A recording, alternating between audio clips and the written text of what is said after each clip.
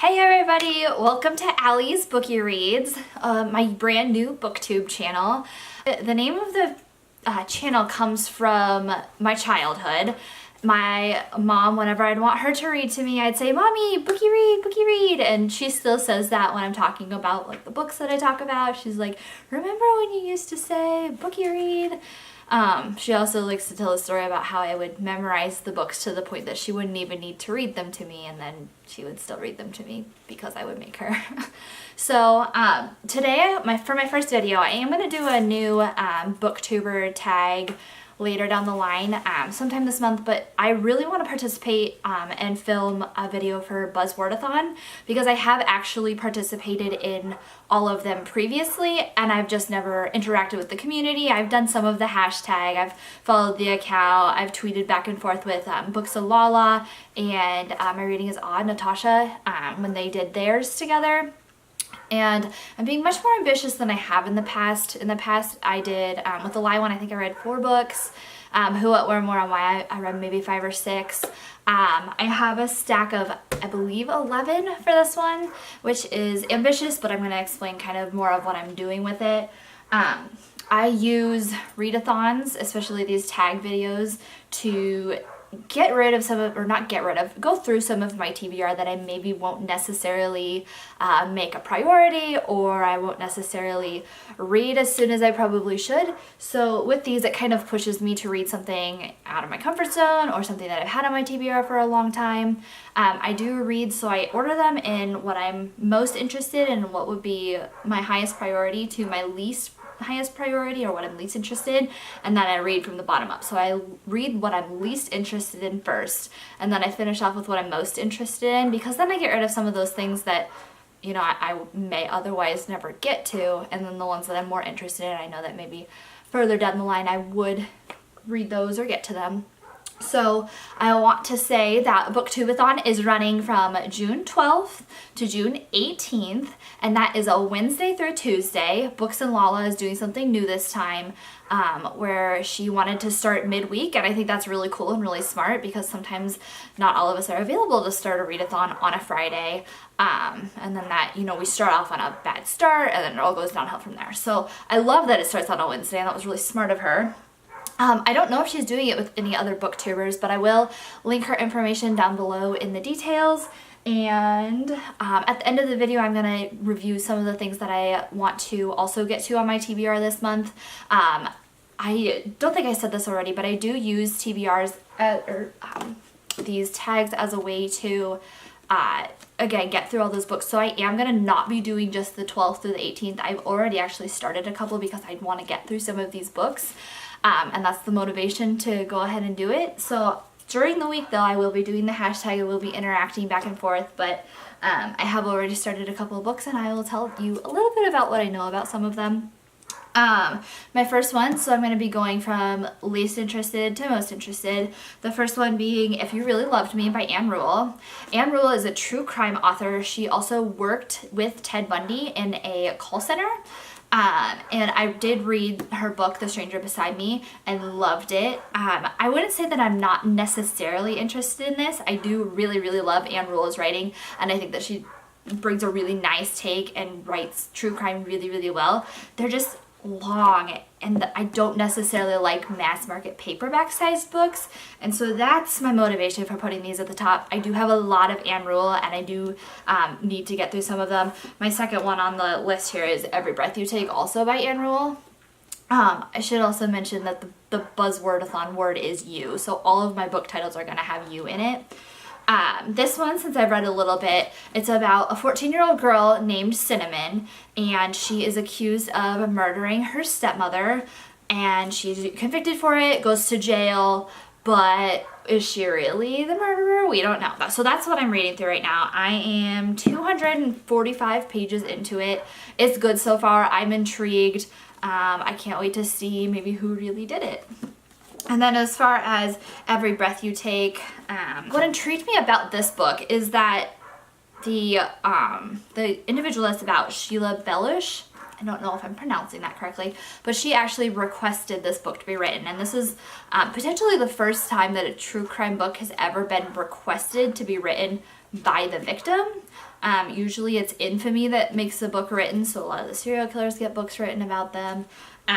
So I'm really interested in reading that because I want to know what it's like to read from the victim's perspective. Next on my list here is Made You Up. This is the other one that I have already started. It's by Francesca Zappia, and I really don't know how I feel about this one so far. I can't tell it. The thickness of it and the way that it is written feels like it is YA young adult, but the content of it is written in a way that it's almost middle grade, so I really can't determine what type of book this is. But so far it is about a character named Alex, and they haven't outright said it yet, but I believe that she has schizophrenia. She has all these scenarios in her mind. She has auditory hallucinations. They haven't outright said it, so I'm not sure if it's schizophrenia or multiple personality disorders yet, but I am going to continue reading it. I will likely finish it. It's a pretty quick read, and I will let you know my thoughts on it at the end of the month. Next up is You Will Know Me by Megan Abbott. The reason this is so close up on my least interested list is because of the author. And I love thriller genres, but I read one book by Megan Abbott called The Fever, and I don't think it was for me. My boyfriend's mother did really like it. I pass off all the books that I think that she'll like to read. We have a little bit different reading taste, so some things that I really, really don't like, she ends up really, really liking. So she did like it. I am willing to give her another chance because this book is about a gymnast, an Olympic gymnast, and I did do gymnastics for 16, 18 years of my life, and then some college cheerleading as well. So the topic intrigues me. I'm willing to give her another chance. The book that I did read from her before was called The Fever, and I just wasn't totally interested in it. Next up we have I Will Give You the Sun by Jandy Nelson. It has won a couple of awards. I don't totally know a whole lot about it. I do think it's about two twin brothers, and it looks like on the back their names are Jude and Noah.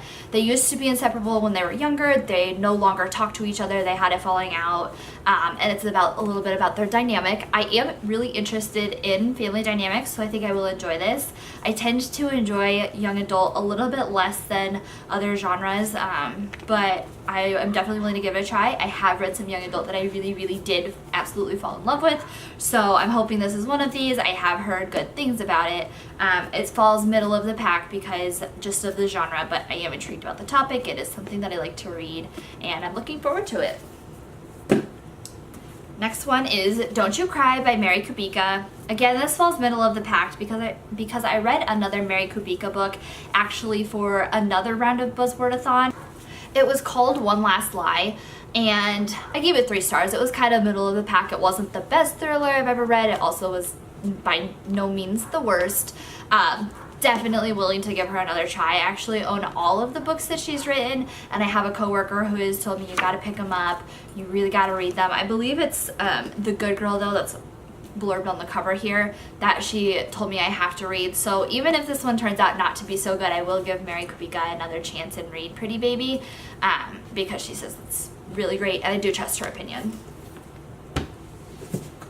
Next up is Since You've Been Gone by Morgan Matson. This will be my first Morgan Matson book. I do own a couple of others, Save the Date being one of them, YA, but I love the cover of this. It feels very summery.